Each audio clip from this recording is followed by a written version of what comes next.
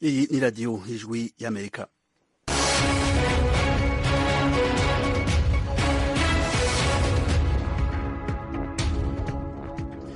iradiyo ijwi ry'Amerika isamanira i Washington DC mu kirundi mu kinyarwanda. Mwiwe neza nshuti mwese dutiramanye, muri kumwe na Frederic Nkundikije.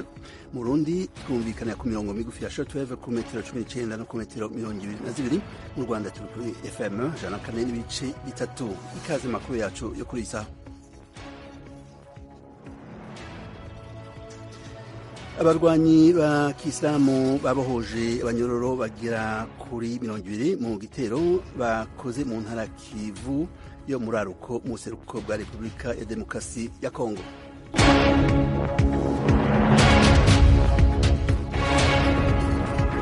Ingabo za leta z'ubumwe za Amerika zishe umuyobozi umurwi wa leta ya Kisilamu muri Syria.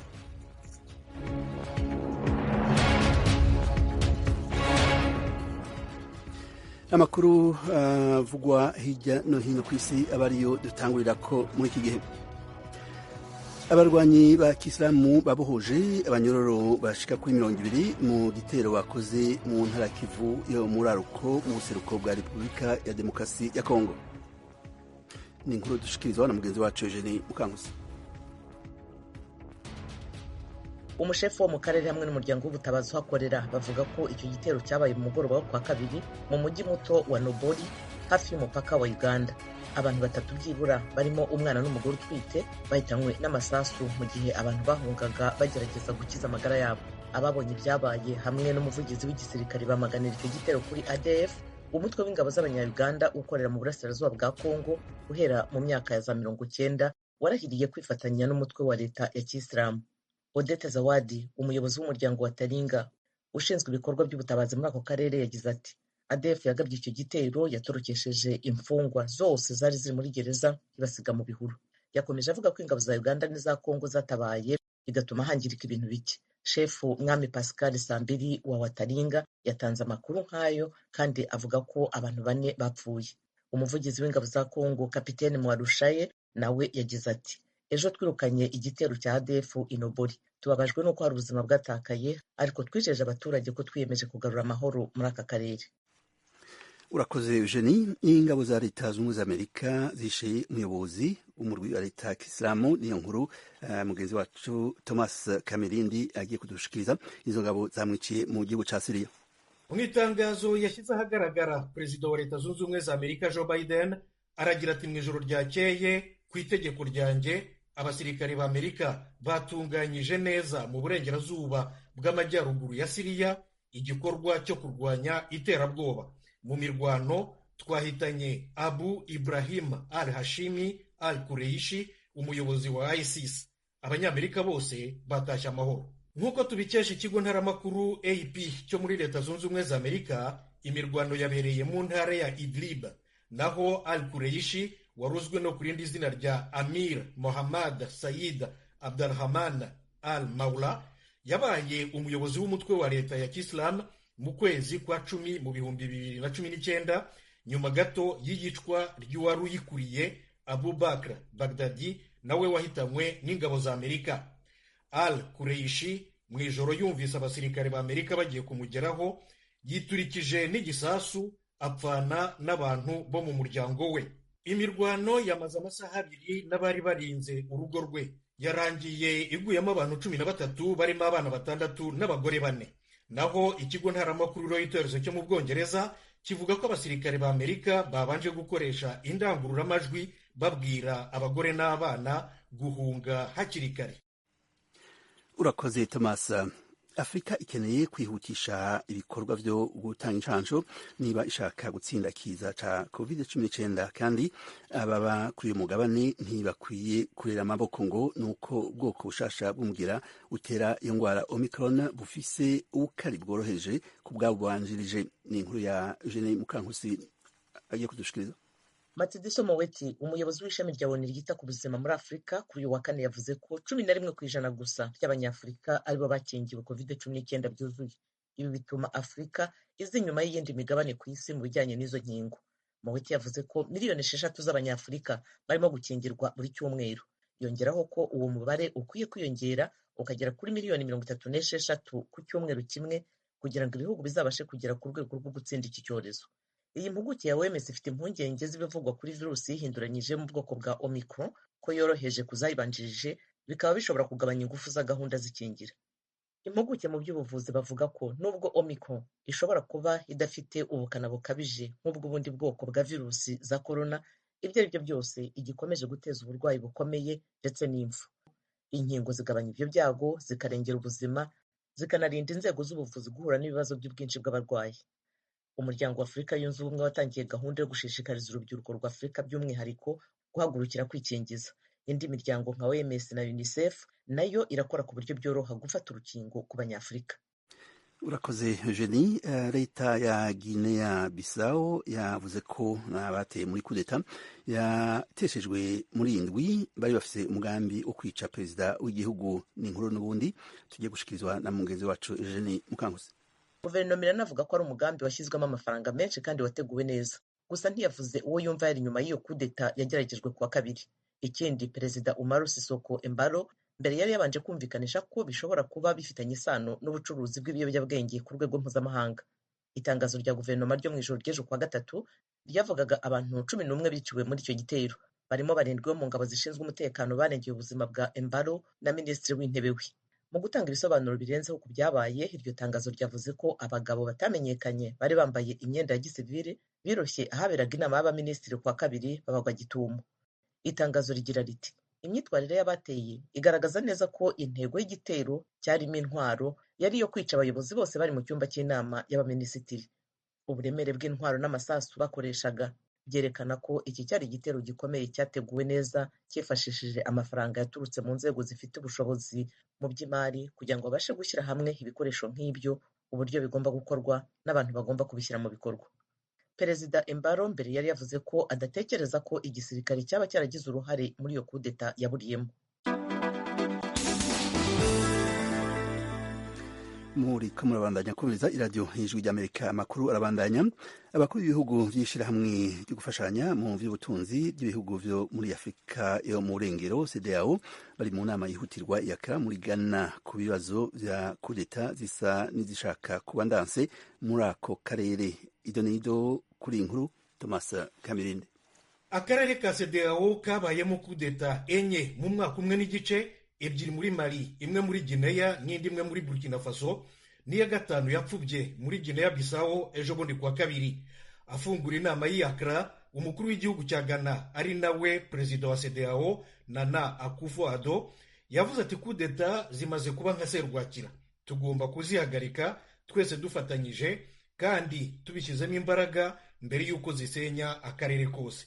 Yasobanuye ko inama yiga no ku mpamvu ziri mu karere zatumye abasirikare bashaka gukora kudeta. CEDEAO yahagaritse Mali, Guinea na Burkina Faso mu banyamuryango bayo. Kuri Mali yongereyeho n'ibihano biremereye cyane birimo gufatira umutungo wayo no kuyifungira imipaka n'amasoko y'imari.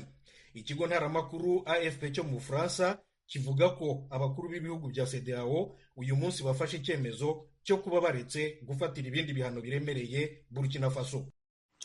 Turagushimiye Thomas. Muri Amerika naho ingabo za leta zunze Amerika zirwanira ku butaka zatanguye kwirukana abasirikare ibihumbi base kwikingiza COVID-19. Thomas Kamirinde. Mu itangazo yashyize ahagaragara, minisitiri wungirije w'ingabo zirwanira ku butaka Christine Wormuth avuga ko abasirikare bagomba gukora imyitozo, kujya ku rugamba no gutsinda intambara. Atabadashaka kwikingiza rero ni ikibazo ku ngabo kuko babangamiye ububasha bwazo bwo guhora ziteguye. Indi mitwe y'ingabo zose, aba Marines, izirwanira mu kirere n'izirwanira mu mazi, bafashe iya mbere basezerera abasirikare byibura 650 banze kwikingiza. Igisirikare kirwanira ku butaka cyo cyari kitarabirukana. Minisitiri wungirije w'ingabo zirwanira ku butaka Christine Wormuth yandikiye bakomanda be bose barimo n'uw'ishuri rikuru rya West Point ababwira guhita batangira kubasezerera. Ikigo ntaramakuru AP kivuga ko abashobora gusubira mu buzima bwa gisivili barenga 3,300. Abandi bose basigaye 97% barikingije. Kwikingiza byari itegeko ku basirikare bose ba Leta Zunze Ubumwe za Amerika keretse ku bafite impamvu z'uburwayi cyangwa se imyemerere yabo y'idini. Kugeza ubu minisiteri y'ingabo z'igihugu Pentagon ivuga ko abasirikari 79 bo mu mitwe yose y'ingabo itandukanye bapfuye bazize COVID-19.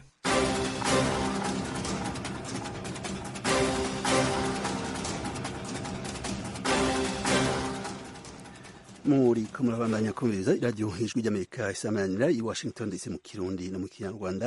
Amakuru yo mu karere ka Afurika ibiyaga binini.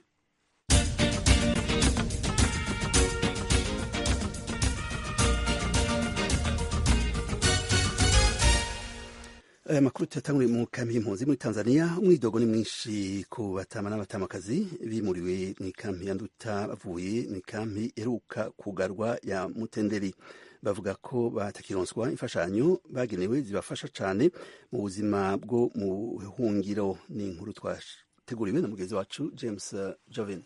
Abatama n'abatamakazi buri kwezi bagenewe kuronswa inkwi zishika ibiro 15, imyambaro, isabune, kubakirwa utuzu twa sugumwe, amahera y'ibihumbi 40 by'amashiringi baronswa rimwe buri mwaka bifashisha mu gukabukanya ibiribwa n'ibindi bitandukanye. Ariko bavuga ko kuva bimuriwe muri iyo kambi batararonswa izo mfashanyo bagenewe kuva bahashitse kiretse ibiribwa gusa. Bamwe mu bahaye ikiganiro Ijwi ry'Amerika bavuga ko babaye mu buzima bubi ntangere muri iki gihe batararonswa imfashanyo bagenewe, cyane cyane inkwi, kubera atabushobozi bafise bwo kujya gusenya, bigatuma n'ibiribwa baronswa babura uburyo bwo kubiteka. Ngaha sindi nyuma y'inkambi ngira ni kundoroho sindana hazi ubwo ndi umuntu nyene sanzwe ndiki umenga nimereye y'ikimuga nyene cyonga namanisha yaha nyene udukwisingira nimba agafashanyo abandi babafashije mugabo nanjye ndahanye n'ukunyene nta kimwe mbona nitayeko ubukene ngaha buri kunyica n'inzara iri kunyica kubera udukwi. Jewe ndiko ndibona nuko niyumva nta magara nkigira yo kuja no mu mapori, udukwi ntibampa. Basi n'Umutenderi Umutanzania yarigeze kuvuga ati nibabure mu ntibandiko umuremavu basi kowe batakanditse. Naragiye bahita bambwira ati byo rero bizabera mu Nduta, rero aha ibikorwa byaho birarangiye. Urabona nta kindi kimfasha, mukama wanje arahwereye yakuye Umutenderi ahantu abana bangahe, n'umukobwa yomfashije yaragwaye ingwara imeze nk'iy'ibisazi. Abo batama n'abatamakazi basaba leta ya Tanzania, HCR n'andi mashirahamwe agenewe kubaronsa imfashanyo kubitaho kurusha kugira babe mu buzima bwiza mu gihe batariyumvira gutaha kubera ico bahunze babona yuko kitarakemuka muri iki gihe. Tugeze kurere dukwiye yuko bodufasha nyene bakatutabarisha nk'udukwi turibwa twe baraduha none dusigaye dukenye iki utwo dukwi badufasha n'agafashanyo nyene bafashisha abandi n'abandi baza barabaterana n'ako gahera nyene none bene ako gahera nyene babuze baragura n'udukwi nanjye ndaruko nyene. Jewe rero ikintu nosaba UN ni kinobona yuko bomfasha nkafashwa mu bandi nkajya ndonka n'utwo dukwi mu bandi kubera no mw'ipolisi ntibasha kujayo n'icyo kimuga canje agafashwa nk'abandi.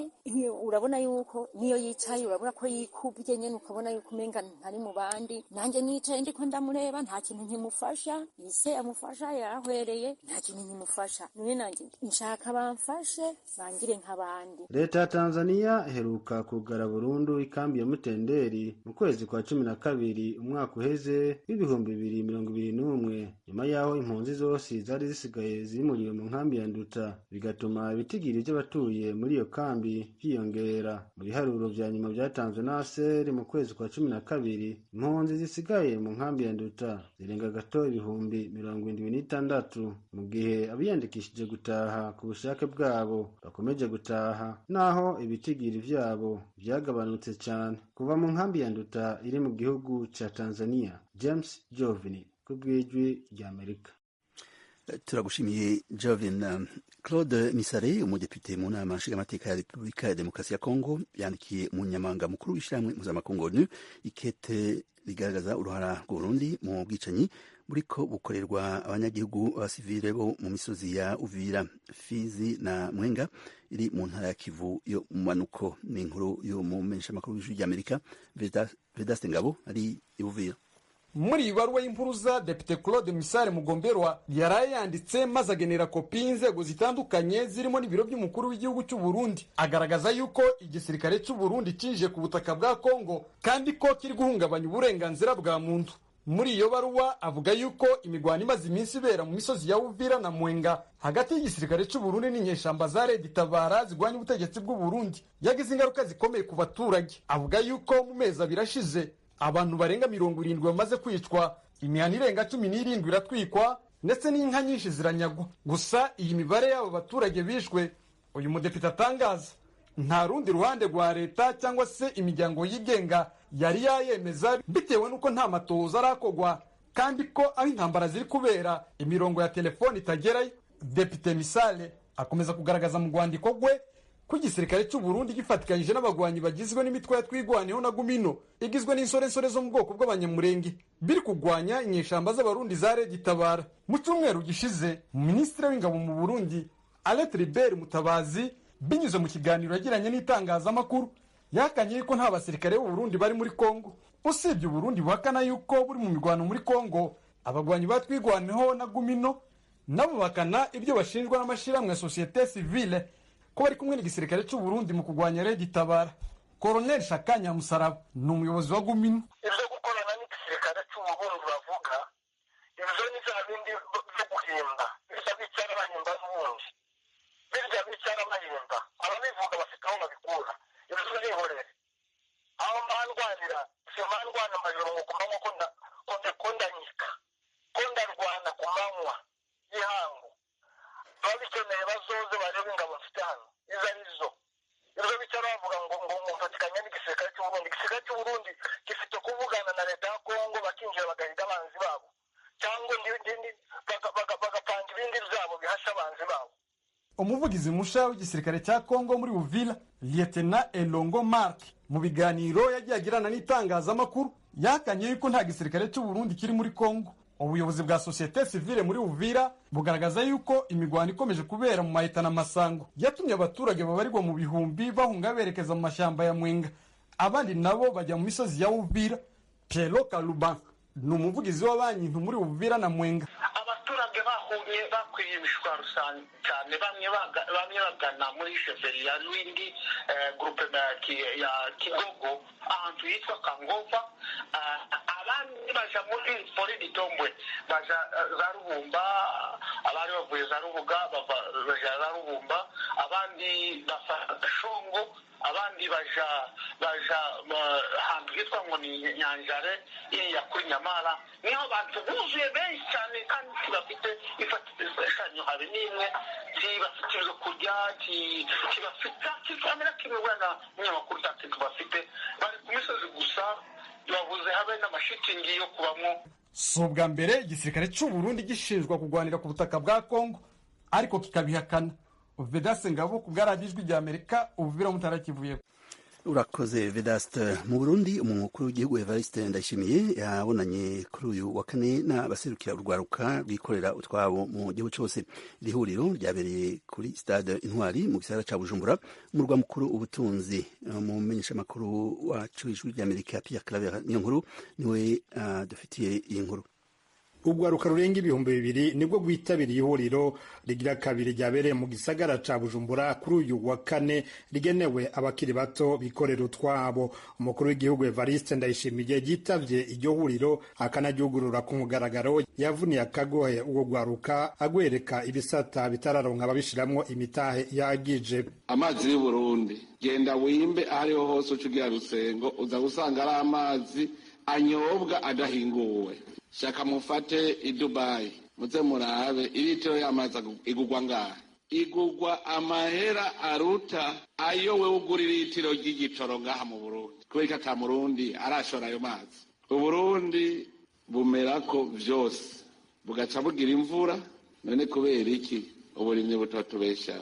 Abanyamahanga bose bobuhurumbira.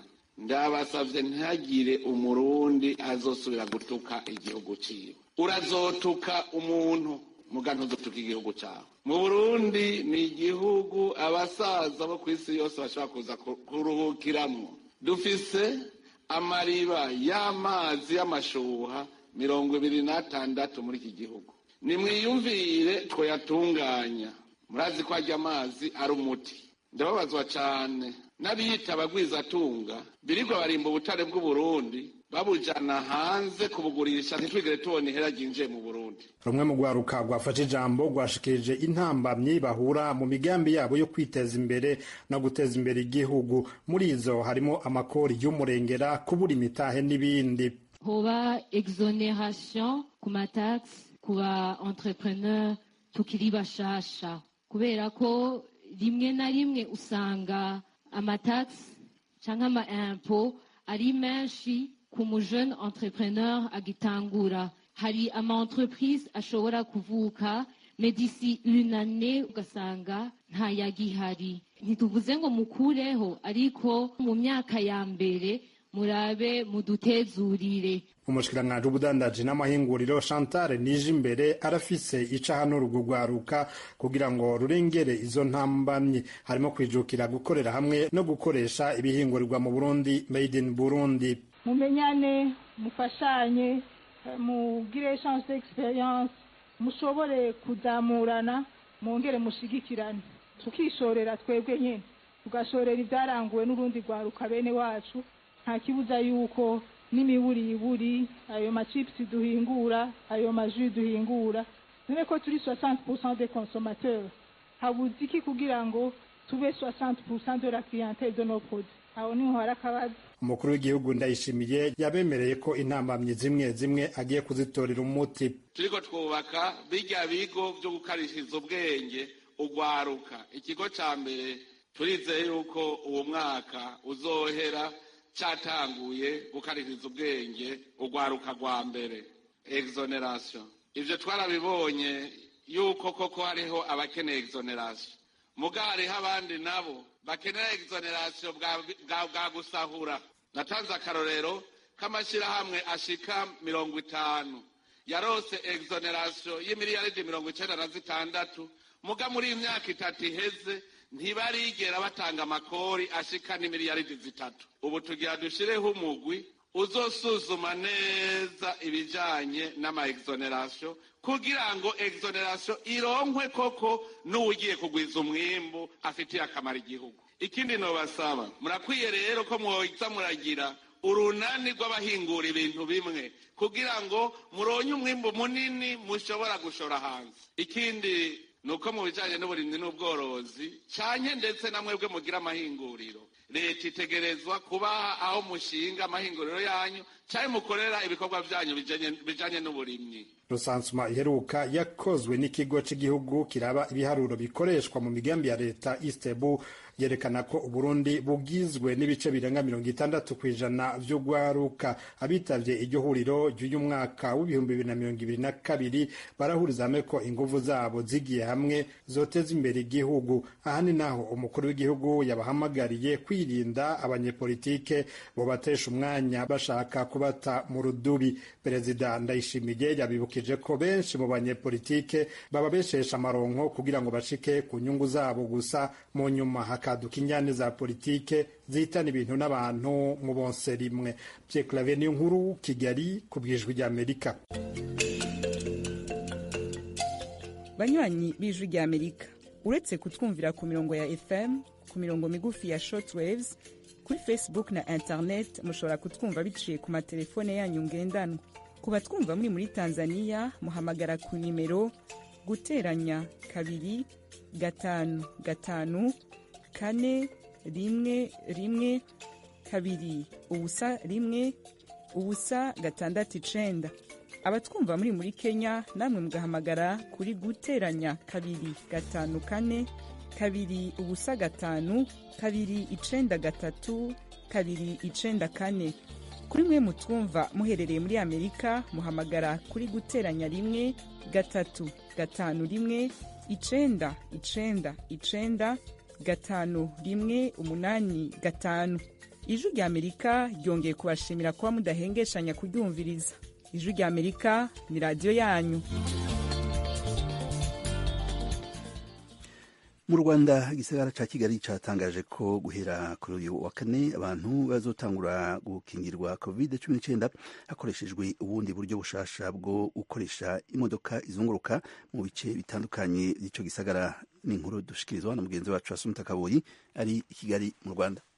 Itangazo ryasohowe n'umujyi wa Kigali kuri uyu wa kane risobanura ko imodoka irimo ibikoresho byose byifashishwa mu gukingira igenda izenguruka ahantu hasanzwe hahurira abantu benshi, aho yabaga ihisemo guhagarara nko ku byapa by'imodoka zitwara abagenzi. Abaturage babaga bategereje imodoka basobanurirwaga akamaro ko guhabwa inkingo. Uwemeye gukingirwa agahita yinjira mu modoka yasangagamo ushinzwe gufata umwirondoro we n'umuganga uhita umukingira. Abakingiriwe ku muhanda bagaragaje ibyishimo kuko bari barabuze umwanya wo kugera ku bigo nderabuzima. Twabyakiriye neza kuko abenshi hari igihe twaburaga imyanya yo kujyaho bari gukorera ku bitaro, bisa naho byadufashije, byatumye n'imirimo yacu wenda kwikingiza turi hafi yayo. Ndatambutse nsanga irahari, ubwo numvaga bingora kuri busiga akazi nkajya kuri centre de santé, ariko ubwo urumva byanyoroheye kuko nabisanze hafi y'akazi. None ngize Imana anayirwa gatatu nigenderaga ntabwo nari nzi ko ndi buzibone cyane twikingiriza, ntabwo wabona umwana, ntabwo narabona umwana wo kujyayo. Ndi mu kazi n'ubu nkarimo dore mvuye ku mabanki, biranyoroheye nta kibazo. Ni amahirwe kuba mutwegereza serivisi tutishe iyindi mirimo cyangwa ngo tubigire urwitwazo rwo kubitinza. Centre de santé iri kuri ni Kicukiro n'iriya kuri Betsaida kandi nkorera epfo muri Apad. Ni amahirwe kuri benshi. Nari nambutse niviriye ku rusengero, ni amahirwe gusa nari ngiye kujya i Remera, mpanyuze mbona barimo gukora mitamagara. Ubu buryo buje bwiyongera ku bundi 33 abatuye muri uyu mujyi bari basanzwe bafatira aho inkingo za COVID-19, harimo hahurira abantu benshi nko muri gare, mu masoko, ku nsengero no ku bigo nderabuzima. Umuvugizi wa Minisiteri y'Ubuzima Julien Mahoro Ningabira yabwiye Ijwi ry'Amerika ko iyi gahunda ije gufasha abanyakigali kwikingiza kandi badasize imirimo yabo. Ni gahunda twatangiye igamije gusanga abantu cyane cyane bari mu nsisiro cyangwa se ahiganje ibikorwa byabo by'ubucuruzi, ko byaragaragaye yuko hari igihe abo bantu usanga batitabira cyane kujya ku bigo nderabuzima cyangwa se n'ahandi ku masite yagiye ashyirwaho yikingira.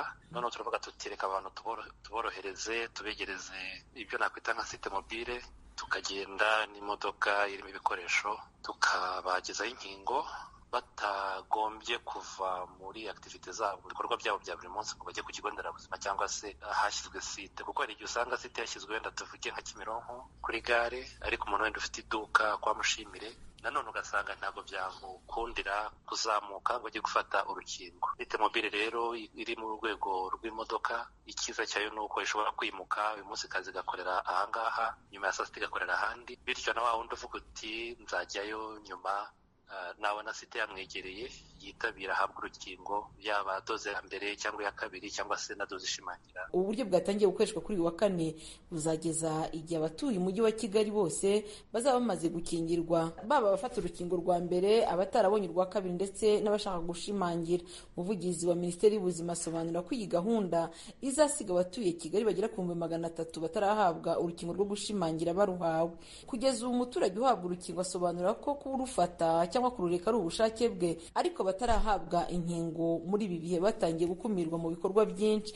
Hari aho kwinjira mu rusengero basigaye babaza umuntu ko yikingije, ku masoko cyangwa ahandi hantu hahurira abantu benshi.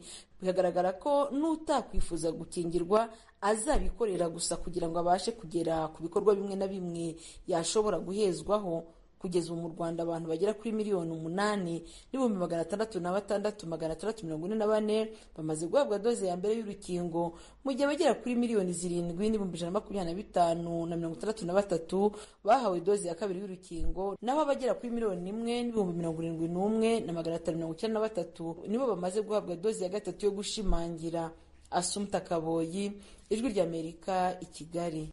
Urakoze Asumta. Nshuti mwese mukundi radio Ijwi ry'Amerika, ibiganiro twateguriye muri aka kanya bigarukiye ngaha. Turashimiye bagenzi bacu bagize uruhara mu itegurwa ry'amakuru. Turashimiye kandi na Dieudonné Cyubahiro yadufashe kwegeranya ibiganiro twateguriye. Edi Rwemaniwe yarabihagarariye. Turabashimira namwe nshuti mwese mwaduteze amatwi. Turabifurije mwese umugoroba mwiza.